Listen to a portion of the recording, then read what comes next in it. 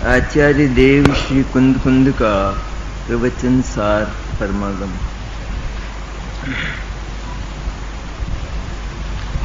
प्रवचन सार है नाम। भगवान की दिव्य ध्वनि का सार, उसका नाम प्रवचन सार। प्रवचन मन आप्त वचनम प्रवचनम। आप्त के वचन को, आप्त मन देव, सच्चे देव, और नहीं गली कूचे के सच्चे देव के जो वचन हैं उनको प्रवचन कहते। और आप्त किसको कहते हैं?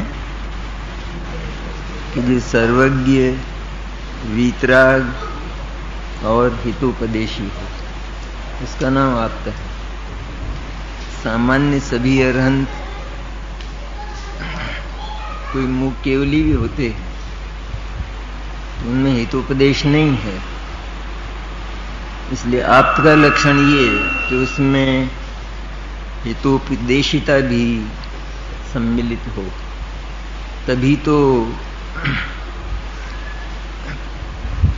जो मुक्ति मार्ग है वास्तव में, और उसका जो आधार शुद्ध चैतन्य है, उसका बोध कैसे हो? आप्त ना हो और उनका स्वाभाविक सहज बिना प्रेरणा और इच्छा वाला हितोपदेश ना हो तो शुद्ध तत्व का परिज्ञान जगत को नहीं हो सकता। इसलिए मूल तो वीर हिमाचल जैसे कहा, वैसे हमारे जो अरहंत परमात्मा हैं वे तो अनादि हिमाचल हैं। उसकी परंपरा अनादि है। कौन सबसे पहले अरहंत हुए, कह सकता है कोई? क्योंकि जो जो अरहंत होते हैं उनको भी अपनी निम्न दशाओं में, साधक दशाओं में देशना की आवश्यकता होती है। तो वो देशना किससे होगी? सामान्य गुरु से लगाकर मुख्य रूप से भगवान अरहंत तक। तो वो चर्चा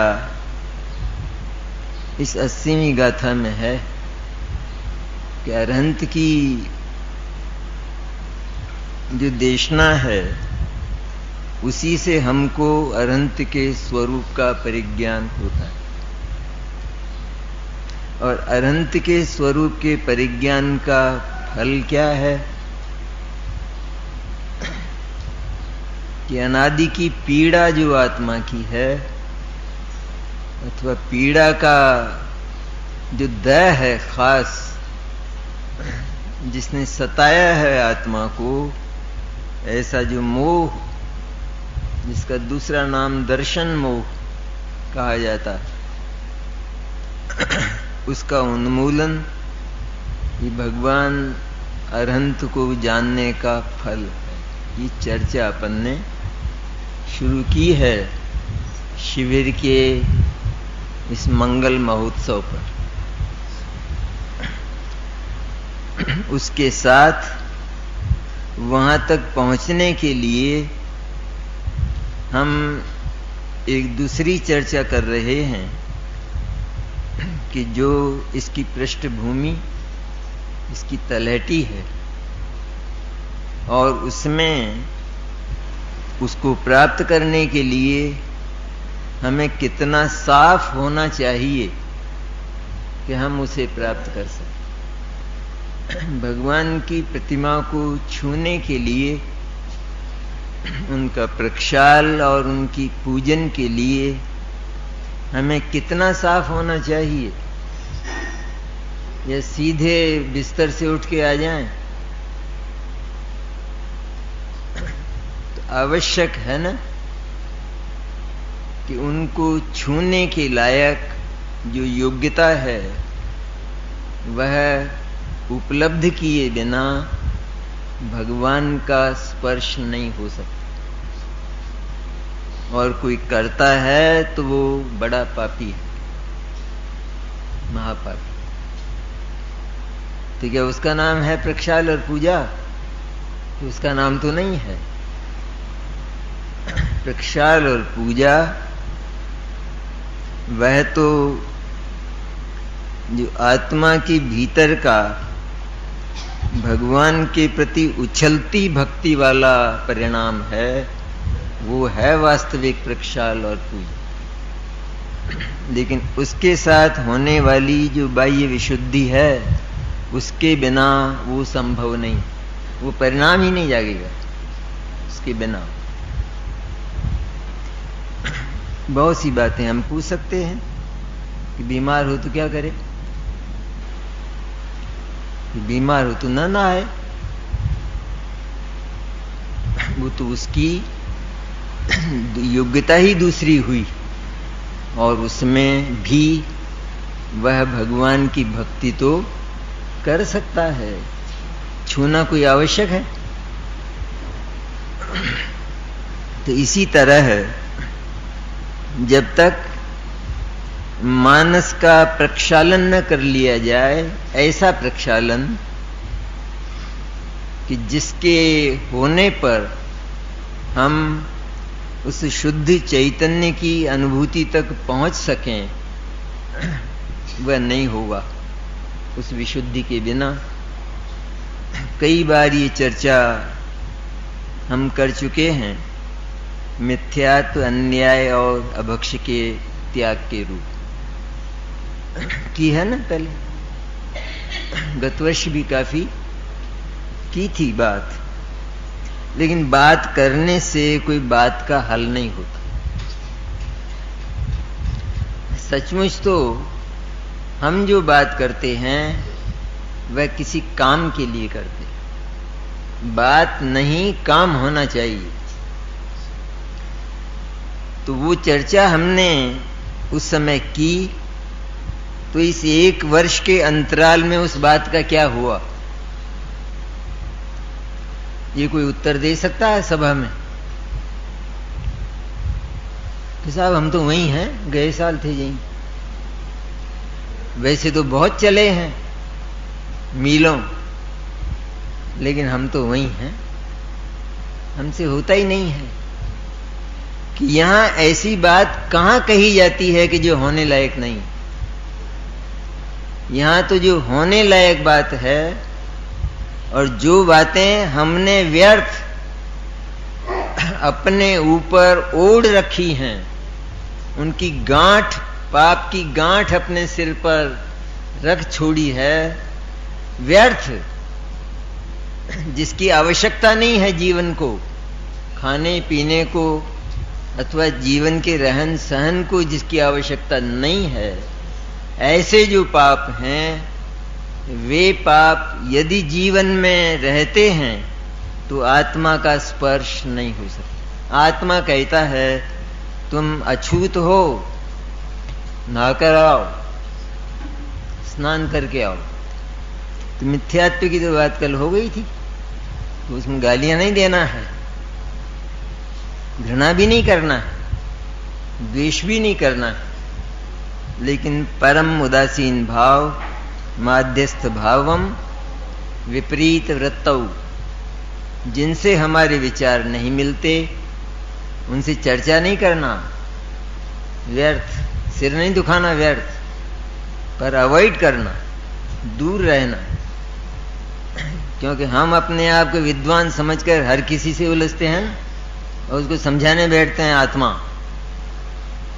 उसको समझ में नहीं आएगा, क्योंकि अभी उसका मानस बहुत काला है। उस पर ये श्वेत अक्षर शुद्धात्मा के लिखे नहीं जा सकेंगे, इसलिए उससे उलझना व्यर्थ है। जिनके मंतव्य अनेक प्रकार के हैं, जहां आत्मा के स्वरूप का ही पता नहीं है, उनको हम समझाने लगे, ये समझाने वाले की मूर्खता है, वो मूर्ख है। इसलिए व्यर्थ समय बर्बाद नहीं करना। जो स्वयं इस बात को समझता है वह यह भी जानता है कि समझने लायक कौन है, किससे चर्चा की जाए।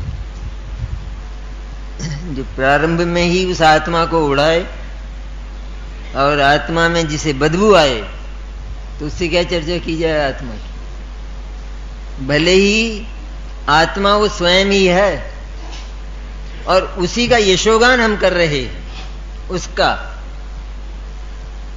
तो भी वो कहता है आत्मा फात्मा की बात मत करोगे।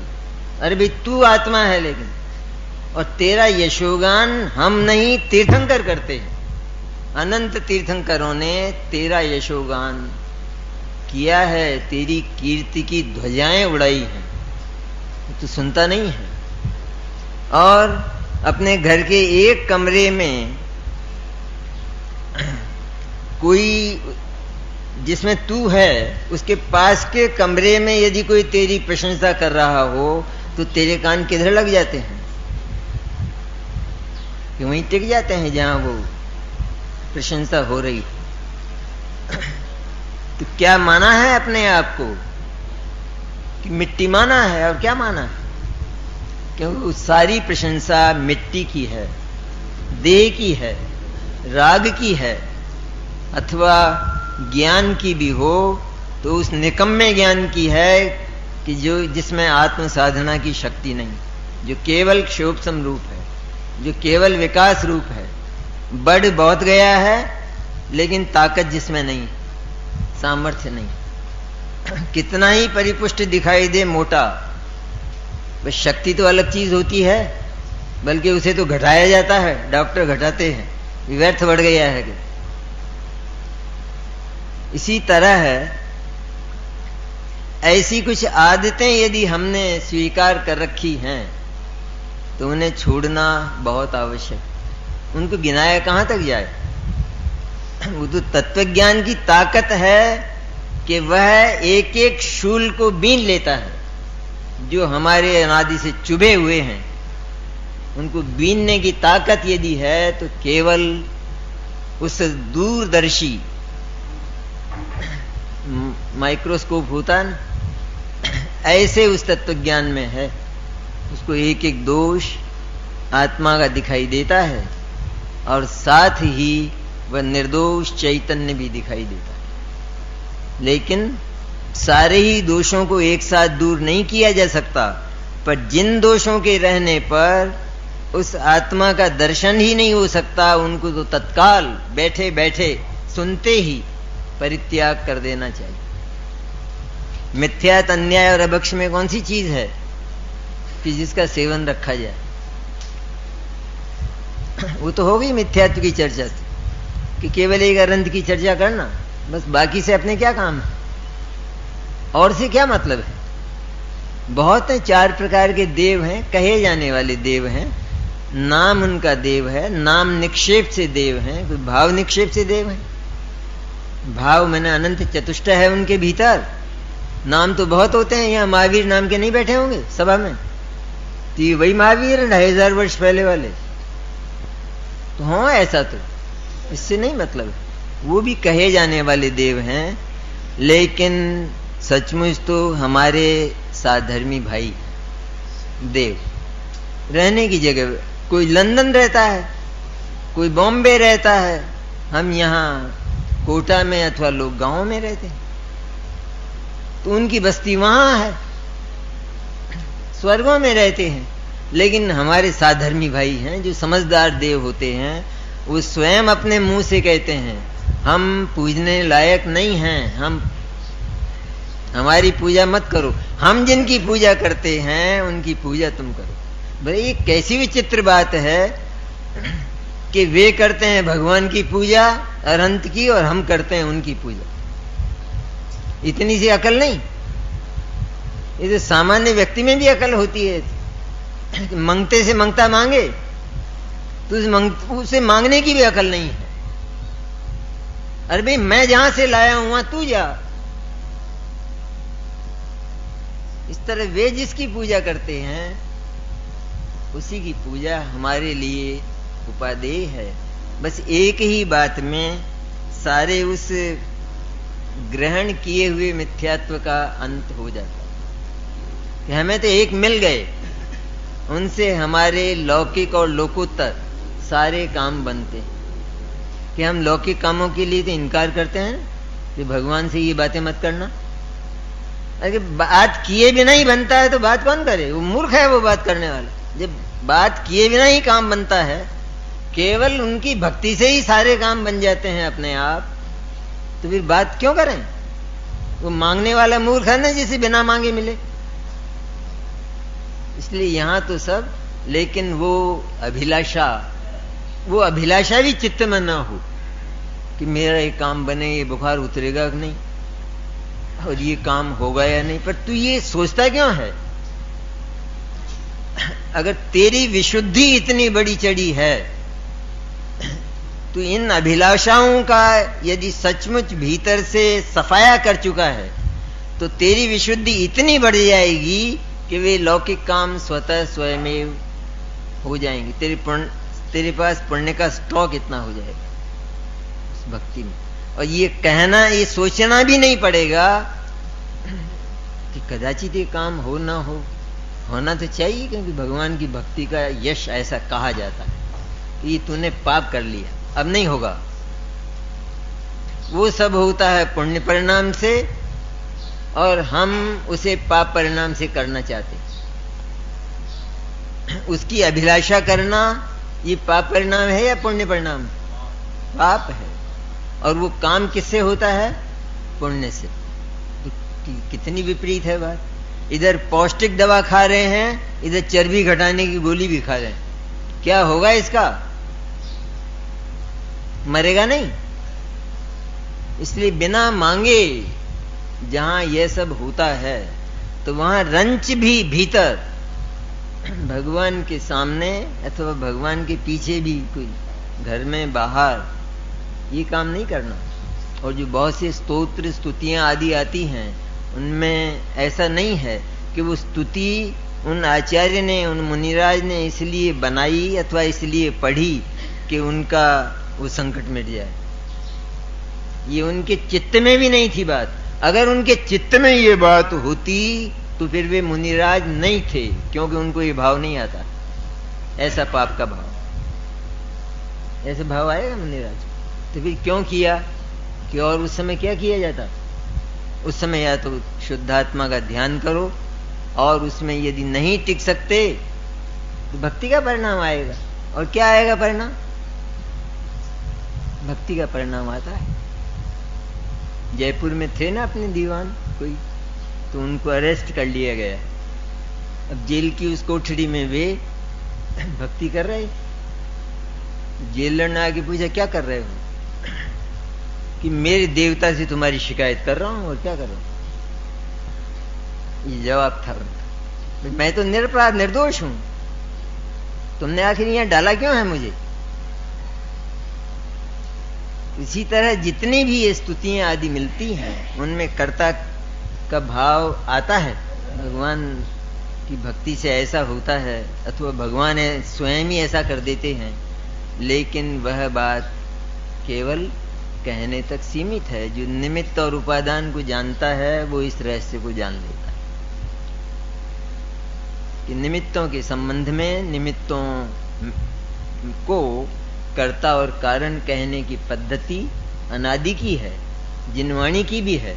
लेकिन जिनवाणी स्वयं उसका निषेध करती कि ये जो कर्ता और कारण निमित्त को कहा गया, तो उसे कर्ता और कारण मत मान लेना, वरना फिर ये उपादान पड़ा पड़ा क्या करेगा?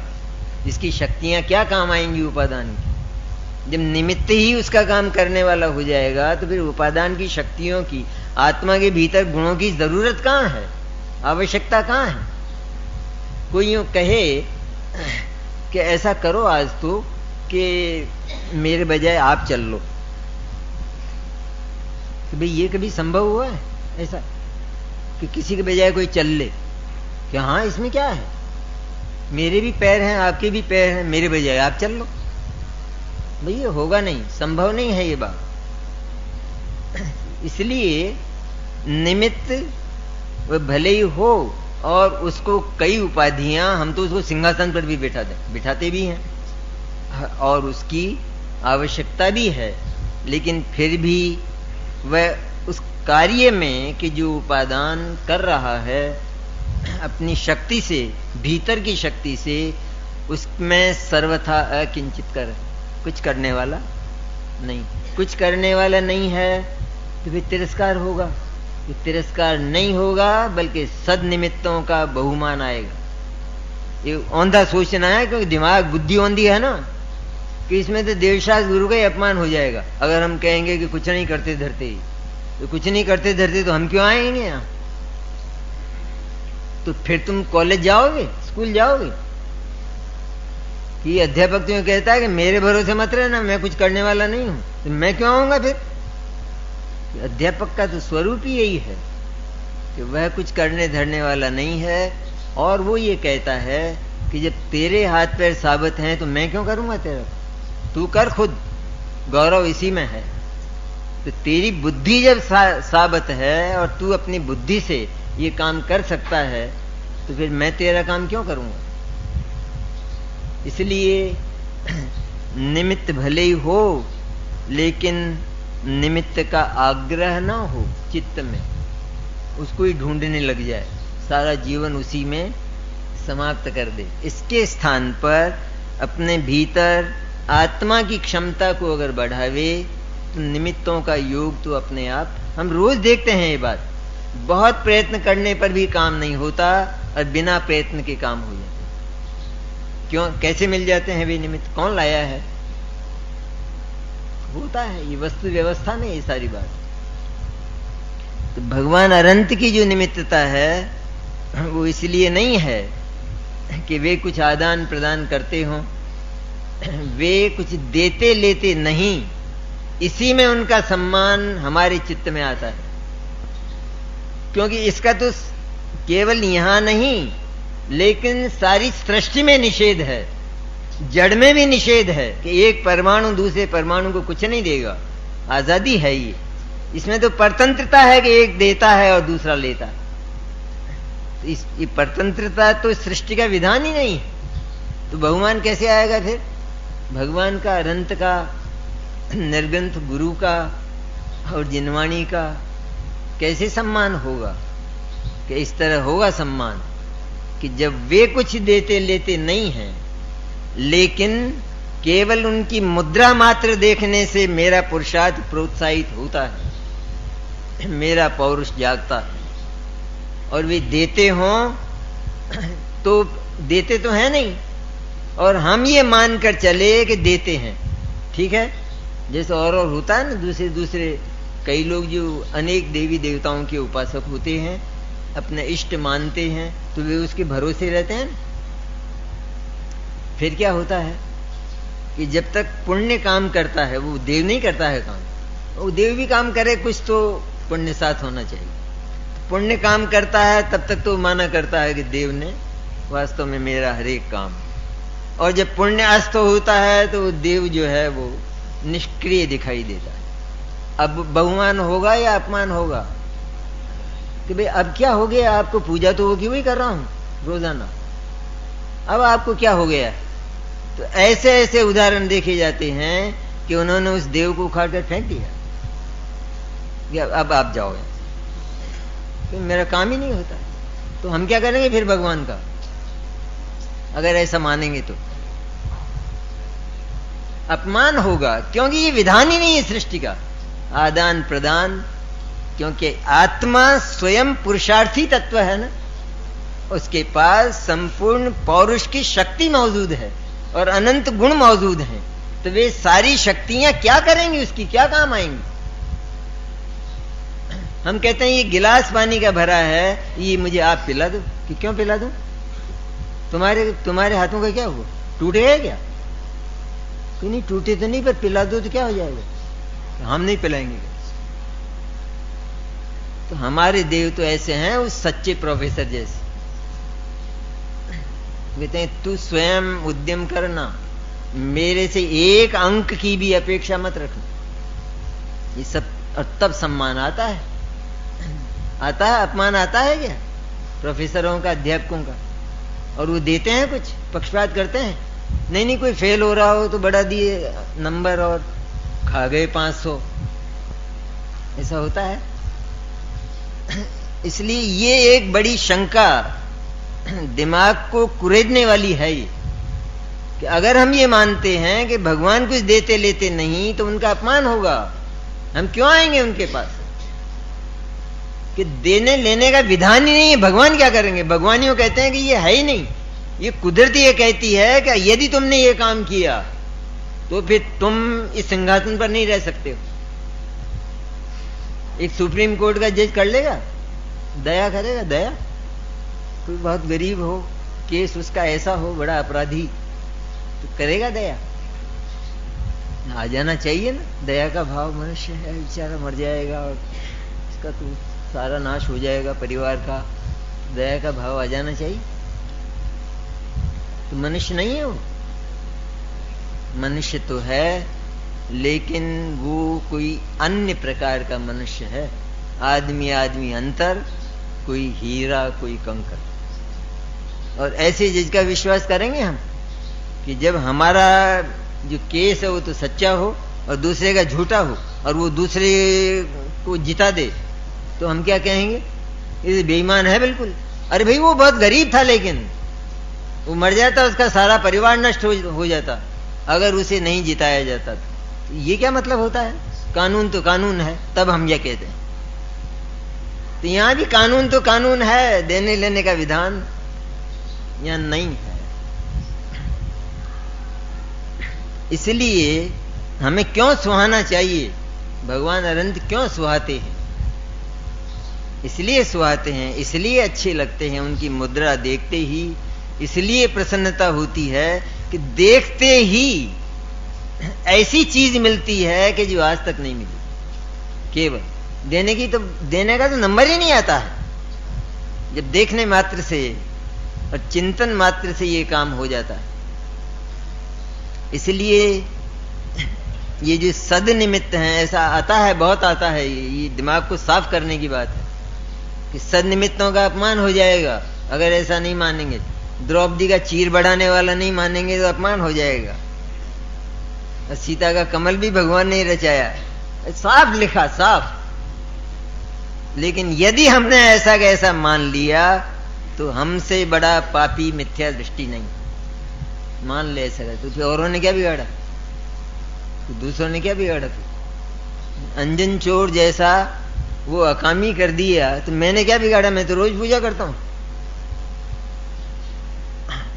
ये नहीं है व्यवसाय यहां। जिन मंदिरों में और जिन देवों में इस प्रकार के पक्ष की बात नहीं है। वीतराग धर्म है जिसमें दया तो, निर्दयता तो नहीं, लेकिन दया को भी स्थान जिस वीतरागता में नहीं।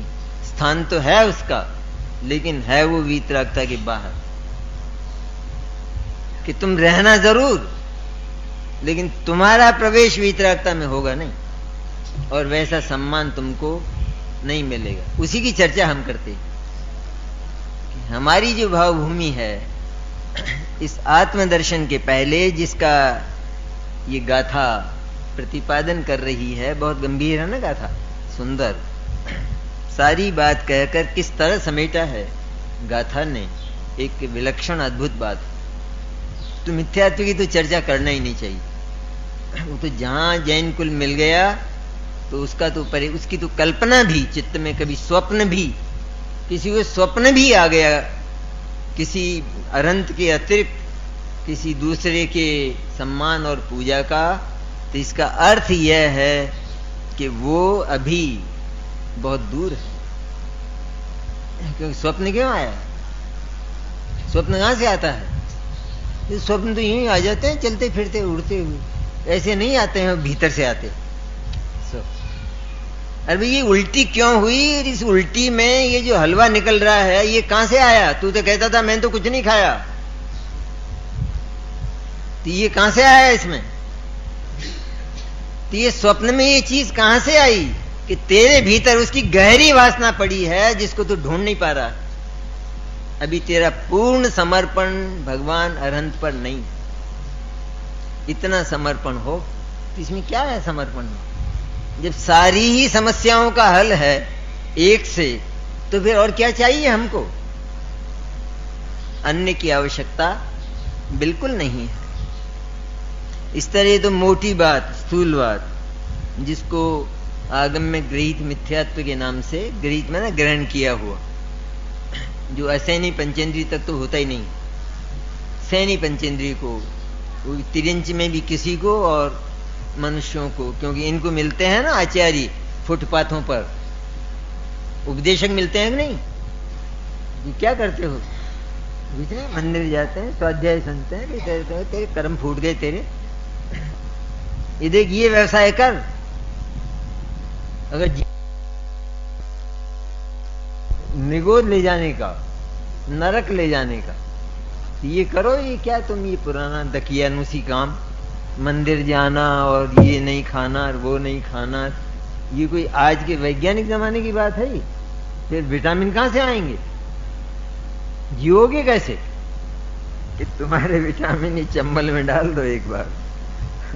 हमको जरूरत, हम विटामिनों की गिनती नहीं किया करते, हम तो अहिंसक आचार वाले हैं। जहां उसका निर्वाह हो तो हम तो प्राण भी देने को तैयार हैं।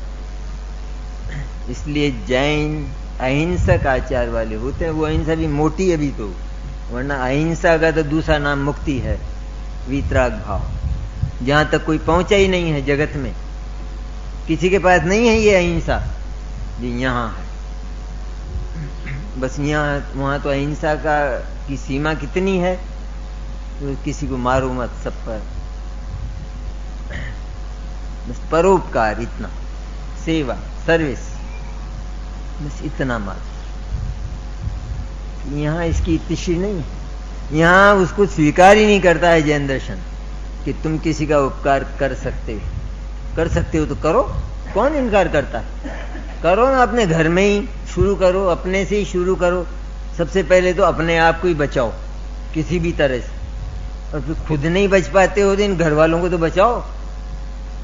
उपकार करते हो ना, दया करते हो, संभव नहीं है, वो अशक्य अनुष्ठान है, वो संभव नहीं होता है। इसलिए तत्वज्ञान ये कहता है कि यदि हम चाहते हैं कि उस शुद्ध चैतन्य का दर्शन, कि जिसमें आनंद उछलता है, जैसे फव्वारे के भीतर से उछलता है ना पानी, इस तरह आत्मा के भीतर दह की तरह पड़ा हुआ जो आनंद है वो उछलता है। उस फव्वारे में से जैसे आता है, फुहारें आती है ना, इस तरह पर्याय में उसकी फुहारें आती हैं जिस समय चैतन्य का अनुभव होता है। लेकिन वो कैसे होता है कि जिसने उस आत्मा को के स्वरूप को बताया, उसके प्रति उसके स्वरूप का परिज्ञान और उसके प्रति तेरी उछलती भक्ति हो, और अन्य की तुझे याद भी ना आए।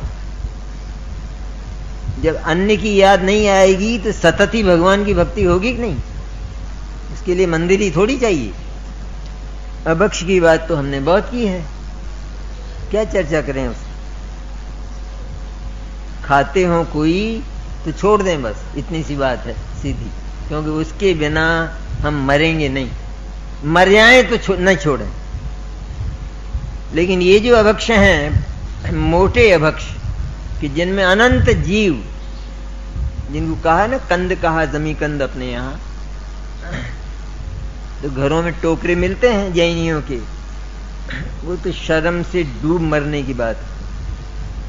चुल्लू भर पानी में, जैसे कहावत है ना, डूब के मर जाना चाहिए। तो हमारे घरों में ये आलू प्याज के टोकरे मिले हैं तो चुल्लू भर पानी में डूब के, कि तुम जैन ही ना हो, तुम आत्मा ही ना होते, अच्छा था। ये जैन महिलाएं नहीं खरीदती हैं, जो आता है सब्जी वाला, आलू क्या भाव दिया, ये गोभी क्या भाव दी? अरे तेरे मुंह से निकल रहा है ये आलू का भाव और गोभी का भाव, तेरे मुंह से। तूने शासन को डुबो दिया, क्योंकि सबको, जितने भी हैं, उनको ये विश्वास हो गया कि जैन भी सेवन करते हैं। शासन डूब गया। तू नहीं डूबा केवल अकेला, सारा शासन बदनाम हो गया।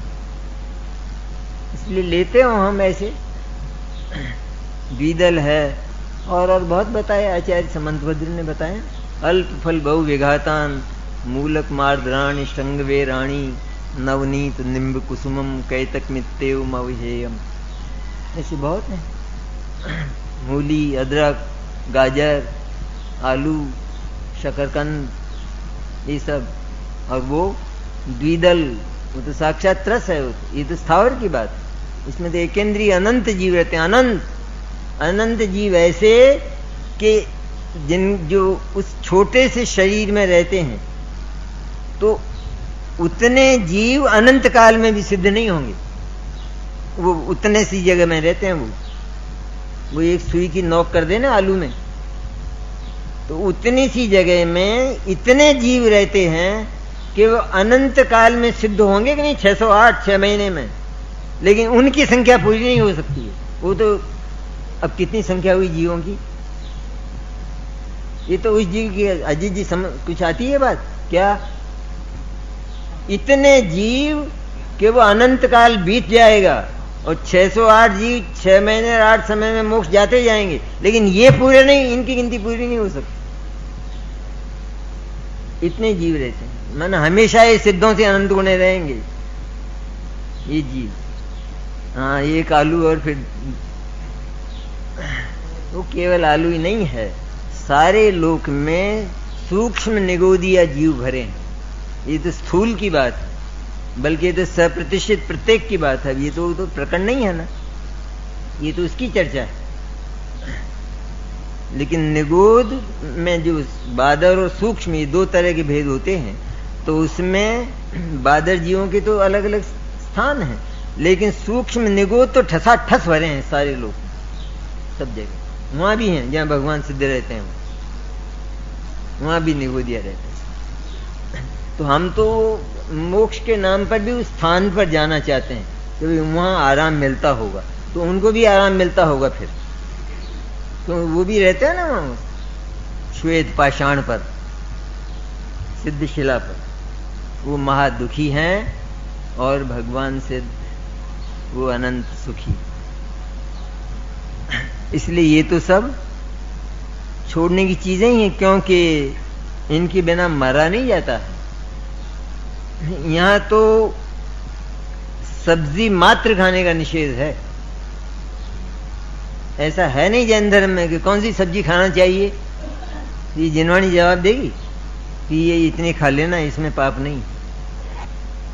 लेकिन तो फिर क्या करें साहब, कि क्या करो, छोड़ सको तो अभी छोड़ दो। अपनी योग्यता देख लो, क्षमता देख लो, तुम्हारी क्षमता हो, तुम्हारी योग्यता हो, तुमको बार बार विकल्प नहीं आता हो, तो अभी छोड़ दो। और छोड़ नहीं सकते हो तो परिमाण तो अवश्य कर लो। 10 लाख वनस्पति हैं, 10 लाख वनस्पति की जातियां, यदि परिमाण नहीं करते हैं तो उन सबका पूरा पाप सब्जी एक खाएगा रोजाना, और वो 10 लाख का पाप रोज होता है, क्योंकि इसकी वासना सब में पड़ी है। ये कौन सी नहीं खाएगा? जिसने प्रतिज्ञा नहीं की है वो कौन सी नहीं खाएगा? कि सब खाएगा, सब खाएगा, तो सब खाने जैसी पर्याय शक्ति में पाप की मात्रा पड़ी। इसलिए परिमाण तो अवश्य करना ही चाहिए, और वो भी उन वनस्पतियों का, प्रत्येक वनस्पति का, कि जिसमें जीव कम रहते। जीव तो रहते हैं, इसमें रहते हैं असंख्यात, और वो भी ऐसा नहीं है कि एक वृक्ष में रहते हो। एक वृक्ष का एक फल, और उस फल का भी बहुत छोटा सा हिस्सा, उसमें असंख्यात जीव रहते हैं। और वो निगोद में तो उस इतनी सी जगह में अनंत रहते, और उन अनंत का घात उसमें होता है। इसलिए कोई मरा आज तक जिसने आलू छोड़ दिया? आलू छोड़ दिया, गाजर छोड़ दी, मूली छोड़ दी, तो मर गया इसको छोड़ने से। इस सवेरे ये स्त्रियां टिफिन भरती हैं ना बच्चों का, तो इनको कहा जाए कि भाई, अरे पर ये और क्या खाएंगे इन बच्चों को, अभी से अगर ऐसा कर देंगे तो इनका शरीर बढ़ेगा कैसे? जो आलू तो पहले चाहिए, आलू और मटर। उन दोनों का तो एक ऐसा योग है सुंदर कि उसके बिना श्रद्धा ज्ञान जैसा कि वो अलग अलग रह ही नहीं सकते। क्या विचित्र है ये बातें। जैनियों के घर में ऐसी बात। इधर तो अहिंसक प्रसिद्ध हैं हम, और इधर अनर्गल हिंसा होती है। इतना ही नहीं है हिंसा का क्षेत्र, पद पद पर हिंसा है, और सारा संबंध उसका परिणामों से, और उस परिणाम का एकमात्र कारण प्रमाद है। वरना हम हिंसा से बहुत बच सकते। मंदिर में भी हिंसा, मंदिर में भी लोग वहां, घर पर तो नाके नहीं आएंगे, यहाँ साबुन भी तैयार रहेगा, कांच भी तैयार, कंगा भी तैयार, और सब बन ठन के फिर भगवान के सामने आएंगे। सब इतनी व्यवस्थाएं मंदिर में हो चुकी हैं। हाँ नालो ना, नालो, लेकिन ढंग से नहाओ ना। यहाँ तो कम से कम एक लोटे में नहा सको तो नहाया करो। अब तुम एक लोटे में नहा नहीं सकते तो घर पर नहाना ही पड़े, क्या करें। इसलिए कम से कम जिसको ये विवेक नहीं होता है, उससे मंदिर में भी बहुत हिंसा होती है। मंदिर में वो थालियां सरकाता है, पटकता है, टेबल सरकाता है, कभी क्या सरकाता है, तो उसके इतना विवेक नहीं है कि यहाँ जीव होगा। और जीव यदि नहीं मरा है तो हिंसा हुई या नहीं हुई? हिंसा तो हो गई, नहीं मरा है तो भी। यही स्थिति, तो ये काय का चित्र है ये, कि हम घरों पर ऐसा करते हैं, इसलिए हमारी आदतें मंदिरों में भी ऐसी। हिंसा के तो अनेक रूप हैं। पूजा करते हैं पास पास, और एक जोर जोर से चिल्ला कर करता है, उसको कहा जाएगा आप धीरे बोला करो। पास में दूसरे लोग भी करते हैं तो उनको उनके परिणामों में, कि उनके परिणामों की वो जाने, मेरी तो बोली ऐसी है कि तेरा मोक्ष नहीं होगा, तेरे को सम्यक दर्शन नहीं होगा, तू पापी है, तू पूजक नहीं है। क्यों? तुझे दूसरे का इतना संवेदन नहीं कि मेरी इस प्रवृत्ति से दूसरे को कितना परिणामों में स्खलन हो रहा है, तुझे ये विवेक नहीं है, ये नहीं दिखता है तेरे को। और तेरे साथ कोई करे तो तब तू तुरंत आंख दिखाता है। इतना विवेक हो तो वह जीव थोड़ी पात्रता प्राप्त करता है। घरों में तो बहुत होता है, घरों में तो दिन रात क्या होता है। इसीलिए इस तत्व ज्ञान का एक बहुत बड़ा अवयव गृह व्यवस्था भी है।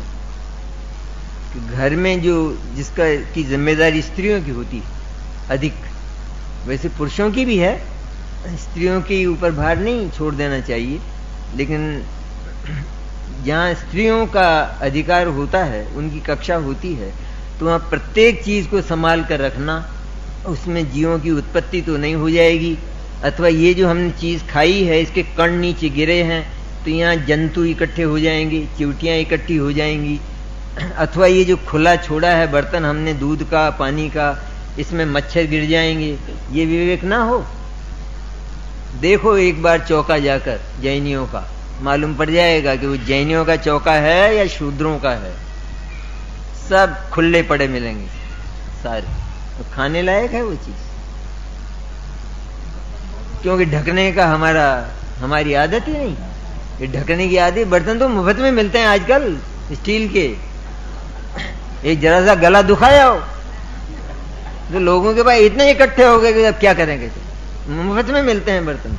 अरे पैसे ही खर्चे नहीं होते, थोड़ा सा गला दुखाने की जरूरत है, कहां सकड़ाई है। और सकड़ाई भी हो तो क्या है, विवेकी जो है उसके पास तो बहुत, वो तो कई साधन जुटा लेता है, लेकिन वो इस अहिंसक वायुमंडल को बनाए रखता है। घर में भी एक भी नमकीन का दाना हो तो चींटियां कितनी आती, हम ध्यान रखते हैं? नहीं रखते। चाय पीते हैं, दूध पीते हैं, और उनको ऐसा का ऐसा रख देते हैं। ये ठीक कौन करेगा? वो करेगी, ये कोई मेरा काम है? और इतनी देर में तो ढेर मच्छर और चींटी। अरे तेरा काम क्या नहीं है ये? तू क्यों नहीं कर सकता इस काम को? ये जो प्रमाद है ये मूल है हिंसा का, कि जिसको लौकिक प्रमाद है उसको लोकोत्तर प्रमाद तो है ही है, वो कभी अप्रमादी हो ही नहीं सकता है, होगा ही नहीं। इसलिए अहिंसा और दया ये भूमिका जब तक ना हो, भले ही लोग कहते हैं कि तुम तो अध्यात्मी हो, तुम तो ये दया ये अहिंसा ये क्या बात करते हो, इसको हे कहते हो तुम तो।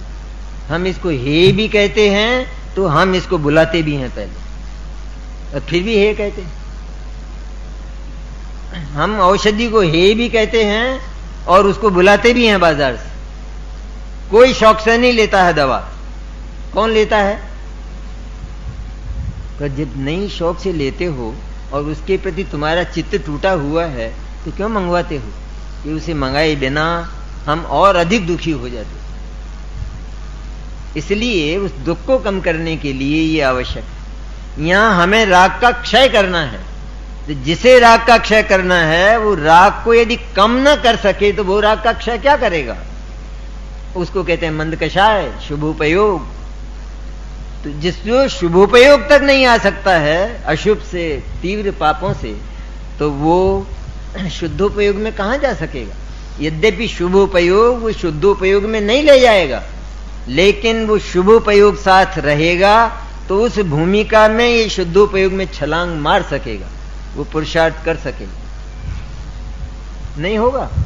विद्यार्थी जाता है, इतनी तो पुस्तकें उसके पास होती, फिर वहां जाकर बेंच पर बैठता है कॉलेज, और जो प्रोफेसर कहता है बिल्कुल अलर्ट, एकदम एक्टिव, मेरे सामने देखो, और वो नहीं देखता है, इधर देखता है उधर देखता है, कभी बात करता है तो प्रोफेसर बात मत करोगे, सीधे बैठो। तो आपको क्या मतलब है इससे?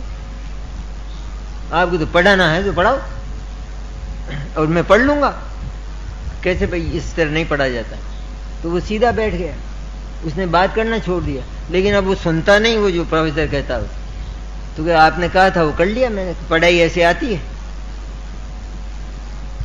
कि पढ़ाई ऐसे भी नहीं आती और वैसे भी नहीं आती, दोनों तरह से नहीं आती। तू अगर इधर उधर झांकता है, बात करता है तो भी नहीं आएगी, और तू उसी को पकड़ कर बैठ जाएगा और नहीं सुनेगा और भीतर नहीं उतारेगा तो भी नहीं आएगी, तो नहीं आएगी। लेकिन आएगी तो वो इस हालत में आएगी, तू तो एकाग्र बैठेगा और इधर उधर डिस्टर्बेंस नहीं करेगा, तो वो आ सकती है जब तू अलग से उसका प्रयत्न करेगा, समझने का प्रयत्न करेगा कि क्या कह रहे हैं ये मेरे गुरु, मेरे आचार्य क्या कह रहे हैं, उसको अपनी बुद्धि में आत्मसात करेगा। तो वो जो सीधा बैठना है वो नहीं करा देगा, उससे नहीं हो जाएगा, लेकिन वो वायुमंडल अवश्य चाहिए सबको। हम क्यों ढूंढते हैं? एकांत ढूंढते हैं, जहाँ कोलाहल ना हो ऐसे जगह ढूंढते हैं। एक नमोकार मंत्र की माला भी फेरें तो ऐसी जगह ढूंढते हैं नहीं, ये जहाँ शोरगुल हो रहा हो और टीवी चल रही हो, रेडियो चल रहा हो, ऐसी जगह ढूंढते हैं। शांत हो, क्योंकि हमें साधना करना है अपनी। तो जो बाधक तत्व हैं कि जिनके होने पर हमारी परिणति विचलित हो जाती है, तो उनसे बचकर हम वो काम करते हैं। तो अपनी क्या चर्चा है कि ये जो अहिंसाचार है शुभोपयोग का, ये हमारे घर में भी पद पद पर हो। सचमुच तो हमारा परिणाम ही ऐसा बन जाए, दया में बिल्कुल मोम जैसा, कि थोड़ा भी किसी का दुख देखकर वो बह जाता हो मोम की तरह। इतना यदि चित्त विशुद्ध और नरम बन गया है तो उसमें सम्यक दर्शन दूसरे परिश्रम, दूसरे पुरुषार्थ पूर्वक उतर सकता है, आ सकता है, अनुभूति हो सकती है। ये आत्मा का प्रकरण है, एक दूसरा बिजनेस है ये, अन्य तरह का। इसलिए व्यवस्था सुंदर हो, ऐसी व्यवस्था तो हो ही, लेकिन दूसरी व्यवस्था जिनवाणी कहाँ रखना है, कहाँ जिनवाणी रहती है, कैसे जिनवाणी पढ़ा जाता है, और जो हमारी आवश्यक वस्तुएं हैं वे कहाँ रखी जाती हैं, कहाँ रखना चाहिए उनको। कोई व्यक्ति, घर का कोई सदस्य अपनी वस्तुओं को अपने ठिकाने रखता है और हम उसको इधर उधर कर देते हैं, तो हम बड़े कसाई हैं जबरदस्त, क्यों उसको कितना दर्द होता है उस समय, उसको वो अभी चाहिए और वो 1 घंटे तक नहीं मिलती। ये नहीं होता रात दिन, अरे चाबी कहाँ रखी है भाई, चाबी का तो ठिकाना है ना, फिर वो यहां से गायब क्यों हुई, वो रख दी थी यहीं, अब कहीं भी रखो क्या है। और चाकू कहाँ रखा है, अब ढूंढ रहे हैं। स्कूटर की चाबी कहाँ है, वो पति ने एक जगह रखी, पत्नी ने उठा के वो झाड़ू निकाला तो उसको कर दिया इधर उधर। महापापी है वो, चाहे पुरुष हो या स्त्री हो, कोई भी हो, इसे पाप नहीं समझते हम। अरे जिसको इतना प्रमाद है उसको मोक्ष भेजा जाएगा, वो वहां क्या करेगा, वो बिगाड़ेगा ना सबको, सारे वायुमंडल को खराब करेगा। तो साहब ये तो बहुत मेहनत की, क्या मैंने सम्यक दर्शन कर दो, सीधा सा काम ये, और ऐसी इन बातों से।